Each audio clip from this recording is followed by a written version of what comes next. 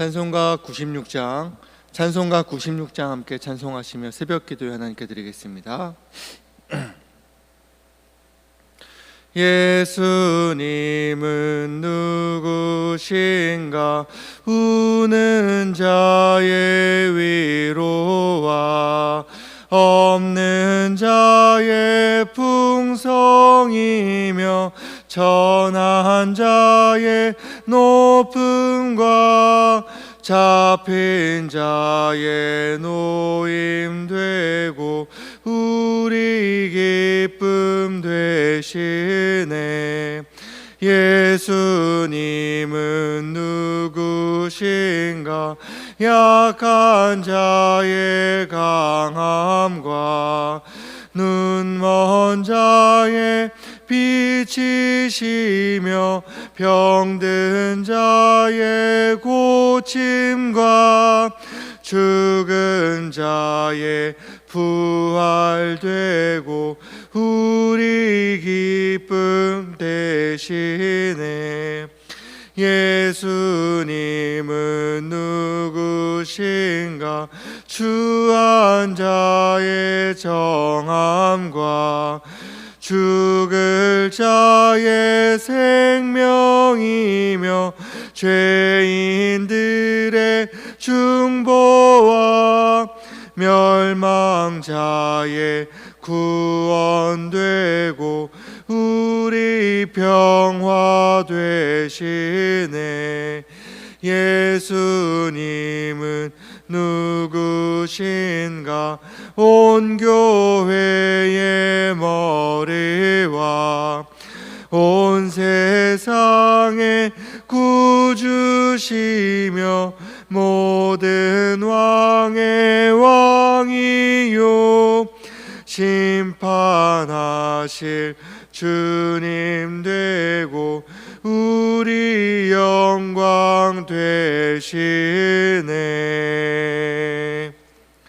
아멘. 오늘 새벽에 우리에게 주신 하나님 말씀은 구약성경 창세기 41장 37절에서 57절까지의 말씀입니다. 창세기 41장 37절로 57절까지의 말씀을 한 목소리로 함께 봉독하시겠습니다. 바로와 그의 모든 신하가 이 일을 좋게 여긴지라. 바로가 그의 신하들에게 이르되 이와 같이 하나님의 영에 감동된 사람을 우리가 어찌 찾을 수 있으리요 하고 요셉에게 이르되 하나님이 이 모든 것을 내게 보이셨으니 너와 같이 명철하고 지혜 있는 자가 없도다. 너는 내 집을 다스리라. 내 백성이 다 내 명령에 복종하리니 내가 너보다 높은 것은 내 왕자뿐이니라. 바로가 또 요셉에게 이르되 내가 너를 애굽 온 땅의 총리가 되게 하노라 하고 자기의 인장 반지를 빼어 요셉의 손에 끼우고 그에게 세마포 옷을 입히고 금사슬을 목에 걸고 자기에게 있는 버금 수레에 그를 태우매 무리가 그의 앞에서 소리 지르기를 엎드리라 하더라. 바로가 그에게 애굽 전국을 총리로 다스리게 하였더라. 바로가 요셉에게 이르되 나는 바로라. 애굽 온 땅에서 내 허락 없이는 수족을 놀릴 자가 없으리라 하고 그가 요셉의 이름을 사브낫 바네아라 하고 또 온의 제사장 보디베라의 딸 아스낫을 그에게 주어 아내로 삼게 하니라. 요셉이 나가 애굽 온 땅을 순찰하니라. 요셉의 애굽 왕 바로 앞에 설 때에 30세라. 그가 바로 앞을 떠나 애굽 온 땅을 순찰하니 7해 풍년에 토지 소출이 심히 많은지라. 요셉이 애굽 땅에 있는 그 7년 곡물을 거두어 각 성에 저장하되 각 성읍 주위의 밭의 곡물을 그 성읍 주게에 쌓아두매 쌓아둔 곡식이 바다 모래같이 심히 많아 세기를 그쳤으니 그 수가 한이 없음이었더라. 흉년이 들기 전에 요셉에게 두 아들이 나되 곧 온의 제사장 보디베라의 딸 아스낫이 그에게서 낳은지라. 요셉이 그의 장남의 이름을 므낫세라 하였으니 하나님이 내게 내 모든 고난과 내 아버지의 온 집 일을 잊어버리게 하셨다 하며 차남의 이름을 에브라임이라 하였으니 하나님이 나를 내가 수고한 땅에서 번성하게 하셨다 함이었더라. 애굽 땅에 7해 풍년이 그치고 요셉의 말과 같이 7해 흉년이 들기 시작하며 각국에는 기근이 있으나 애굽 온 땅에는 먹을 것이 있더니 애굽 온 땅에 굶주림에 백성이 바로에게 부르짖어 양식을 구하는지라. 바로가 애굽 모든 백성에게 이르되 요셉에게 가서 그가 너희에게 이르는 대로 하라 하니라. 온 지면에 기근이 있음에 요셉이 모든 창고를 열고 애굽 백성에게 팔세 애굽 땅에 기근이 심하며 각국 백성도 양식을 사려고 애굽으로 들어와 요셉에게 이르렀으니 기근이 온 세상에 심함이었더라. 아멘. 하나님께 나오신 여러분에게 주님 주신 은혜와 평강이 충만하기를 바랍니다. 죄수의 신분으로 감옥살이 하던 요셉에게 어느 날 갑자기 기적 같은 놀라운 일들이 연속해서 일어납니다. 우선 애굽의 최고 지존인 바로가 요셉을 급히 찾습니다. 애굽에서 가장 높고 존귀한 이가 애굽에서 가장 낮고 미천한 죄수를 불러서 직접 만나겠다는 건데 이는 결코 흔치 않은 일입니다. 혹시 왕이 죄인을 부르는 경우가 가끔 있을 수는 있지만 좋은 일보다는 나쁜 일, 신문이나 처형 같은 경우가 대부분이죠. 그래서 요셉도 바로가 찾는다는 소식을 처음 들었을 때는 긴장하고 걱정했을 것입니다.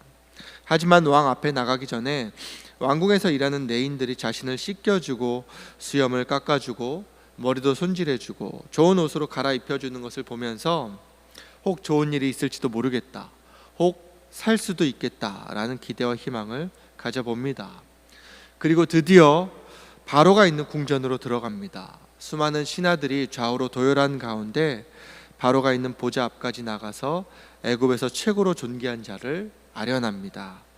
바로가 요셉에게 말합니다. 오늘 말씀 창세기 41장 15절의 말씀입니다. 바로가 요셉에게 이르되 내가 한 꿈을 꾸었으나 그것을 해석하는 자가 없더니 들은즉 너는 꿈을 들으면 능히 푼다 하더라. 여러분, 이게 무슨 말입니까?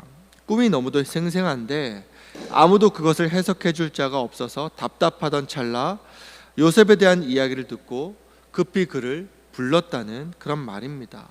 즉 아무도 해석하지 못한 자신의 꿈을 네가 좀 해석해 달라고 왕이 죄수에게 청하고 있는 것이죠. 이처럼 바로가 무명한 자, 가장 비천한 자리에 있는 죄수 요셉을 불러서 자신의 꿈 상담을 한다는 것 자체도 기적이거니와 이렇게 되기까지의 과정도 참으로 놀랍습니다. 2년 전에 바로의 떡 관원장과 술 관원장이 감옥에 갇혔을 때 요셉이 그들의 꿈을 해석해 준 적이 있습니다. 그리고 요셉의 해석대로 술 관원장은 복직되어 명예와 지위가 회복됩니다. 이때 요셉은 자신의 무죄함을 술 관원장에게 알렸고 복직된 그의 도움으로 감옥에서 풀려나기를 간절히 바랬습니다. 하지만 도움을 받은 술 관원장은 요셉의 일을 새까맣게 잊습니다. 그러다가 만 2년이 지났을 때 바로의 꿈 사건이 일어나고 그제서야 감옥에서 만났던 요셉을 기억하여 꿈으로 번민하는 바로에게 요셉의 일을 아뢰는데 바로 여기에서 기적이 일어납니다. 상식적으로 애굽의 최고 지식인들도 못한 일을 감옥에 갇힌 무명한 죄인이 어찌할 수 있겠느냐라고 생각하는 게 당연합니다. 그런데 놀랍게도 바로가 술 관원장의 말을 듣고 즉시 요셉을 부릅니다. 그리고 자신의 꿈 이야기를 모두 말해주고 해석해달라고 청합니다. 물론 믿져야 본전이다, 제대로 해석 못하면 감옥에 다시 가두던지 죽이면 그만이라는 생각으로 바로가 요셉을 불렀을 수도 있습니다. 하지만 요셉 입장에서는 그의 목숨이 걸린 문제입니다. 새치여 하나에 그의 목숨이, 그의 운명이 왔다 갔다 할 것입니다. 그러므로 이제 가장 중요한 것은 바로의 꿈을 듣고 해석할 수 있느냐입니다. 요셉이 지금껏 살아오면서 경험하지 못한 가장 큰 문제를 만난 것이지요. 바로 이런 결정적이고 위급한 순간에 그 사람의 진면목이 드러나는데 창세기 41장 16절의 말씀입니다. 요셉이 바로에게 대답하여 이르되 내가 아니라 하나님께서 바로에게 편안한 대답을 하시리이다. 이 긴장된 순간에 요셉은 평안을 말합니다. 자신이 아니라 하나님께서 편안한 대답을 주시리라 말하면서 본인이 믿고 의지하는 것은 자기 자신이 아니라 오직 여호와 하나님뿐이라는 믿음을 왕과 신하들, 즉 하나님을 잘 모르는 불신자들 앞에서 당당히 밝힙니다. 이러한 그의 믿음에 하나님은 신실하게 응답하사 그에게 지혜를 주십니다. 감옥에서 두 관원장의 꿈을 명쾌하게 해석한 것처럼 이번에는 바로의 꿈이 의미하는 바가 무엇인지를 정확히 해석하고 여기에 더하여 흉년에 대비할 대책까지 말하게 하십니다. 이처럼 애굽 출신도 아니고 히브리인의 죄수가 신하들과 왕 앞에 서서 모두가 보는 앞에서 왕의 꿈을 상담해주고 그것을 명쾌히 풀어주고 다음 대책까지 말할 수 있었다는 것 그 자체로도 정말 대단한 일입니다. 그런데 더욱 대단하고 놀라운 것은 이러한 죄수의 말, 비천한 자의 조언을 바로를 포함하여 신하들까지 모두 귀 기울여 듣고 오늘 37절의 말씀처럼 그 해석과 제안을 좋게 여겼다는 점입니다. 그리고 이것을 계기로 요셉은 하루 만에 죄수에서 총리로, 가장 낮은 자에서 가장 높은 자로, 가장 비천한 자에서 가장 존귀한 자로 새로운 운명, 새로운 삶을 살게 됩니다. 요셉의 말이 바로와 그 신하들의 마음에 들었기 때문입니다. 요셉의 지혜와 총명함이 애굽 사람들에게 드러났기 때문입니다. 이렇게 형통하게 된 이유를 성경은 다음과 같이 설명합니다. 오늘 말씀 38절의 말씀입니다. 바로가 그의 신하들에게 이르되 이와 같이 하나님의 영에 감동된 사람을 우리가 어찌 찾을 수 있으리요. 이 말씀에서 알 수 있듯이 요셉의 지혜의 원천은 하나님의 영에 감동된 것, 즉 성령 충만입니다. 그런데 여러분, 성령 충만이 무엇입니까? 성령 충만이라는 단어를 들으면 우리는 보통 방언이나 신유의 은사, 치유, 예언 이러한 것들을 떠올리는데 이런 것들은 성령이 충만할 때 나타나는 현상이지 성령 충만 그 자체를 뜻하는 것은 아닙니다. 그렇다면 성령 충만은 무엇일까요? 성령 충만은 말 그대로 하나님의 영이신 성령께서 내 속에 거하시고 나도 하나님 안에 거하여 서로 온전히 연합한 것을 말합니다. 더 구체적으로 말하자면 어디에 있든지 하나님의 존재를 인정하고 또 하나님의 존재를 인식하며 늘 하나님 앞에서의 긴장을 놓치지 않고 하나님의 말씀을 즐겨 경청하는 것, 들은 대로 순종한 것, 그렇게 주님과 동행하는 것이 바로 성령 충만입니다. 그 실례를 창세기 39장에서 볼 수 있는데 자기 주인 보디발의 아내가 아무도 없는 데서 요셉을 유혹하자 이렇게 말하면서 여주인의 요구를 거절합니다. 창세기 39장 9절입니다. 내가 어찌 이 큰 악을 행하여 하나님께 죄를 지으리까? 나의 주인이신 보디발의 아내인 당신보다 나는 하나님이 더 두렵습니다 라는 그런 말입니다. 요셉이 평소 하나님을 경외하였다는 것이 이 사건을 통해 증명된 것이죠. 이처럼 요셉이 하나님을 사랑하고 하나님을 경외하는데 하나님께서 그를 감옥에 그냥 내버려 두실 리가 없습니다. 인생의 가장 밑바닥 골짜기에 있던 그를 끌어올리사 세상의 가장 높은 곳에 두어 다니게 하십니다.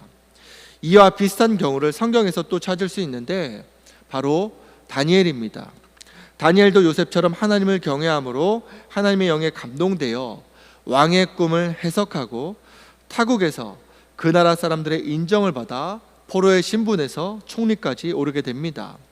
그래서인지 어린 자녀를 둔 부모님들이 자녀를 위해서 기도할 때에 요셉과 다니엘처럼 되기를 구하는 경우를 종종 봅니다.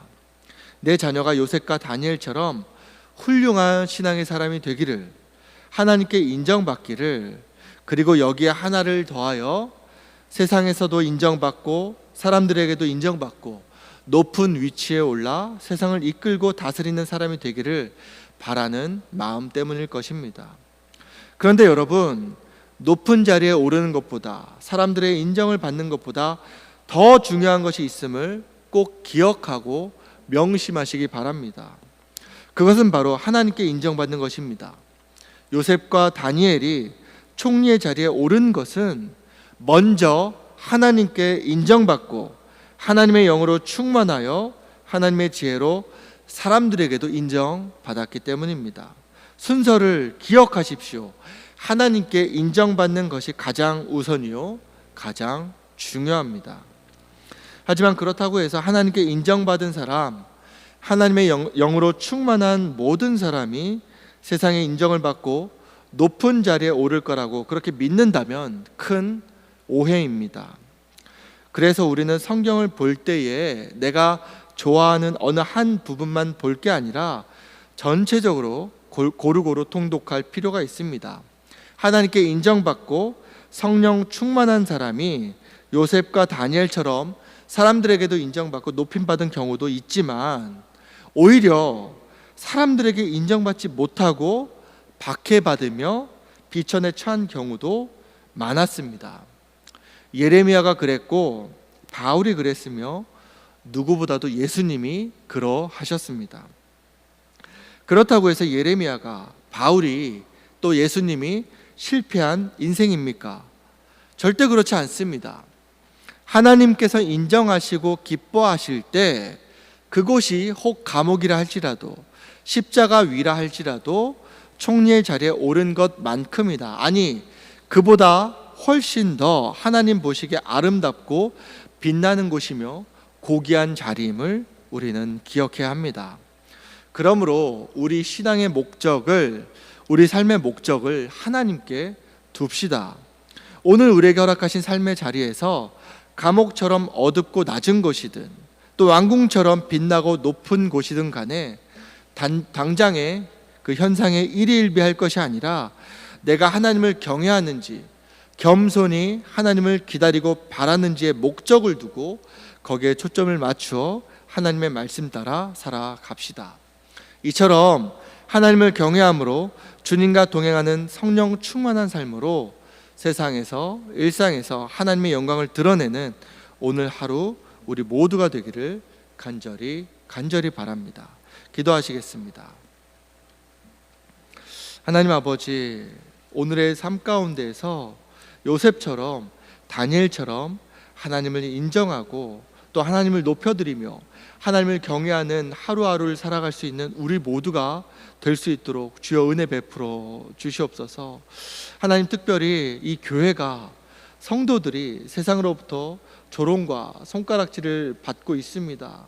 하나님, 이러한 현상이 바로 우리의 잘못이기 때문에 세상에다가 어디서 하소연할 수도 없고 변명할 수도 없고 그저 하나님 앞에서 머리 숙여 하나님 앞에서 회개할 뿐입니다.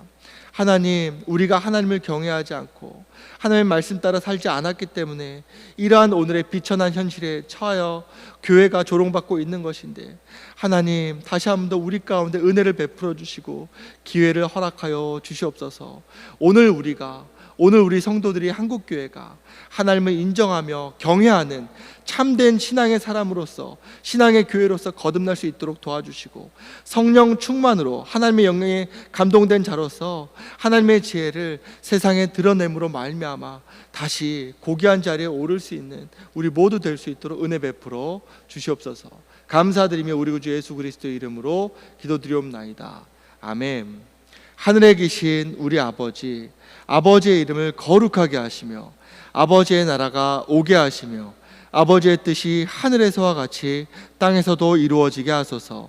오늘 우리에게 일용할 양식을 주시고 우리가 우리에게 잘못한 사람을 용서하여 준 것 같이 우리 죄를 용서하여 주시고 우리를 시험에 빠지지 않게 하시고 악에서 구하소서. 나라와 권능과 영광이 영원히 아버지의 것입니다. 아멘.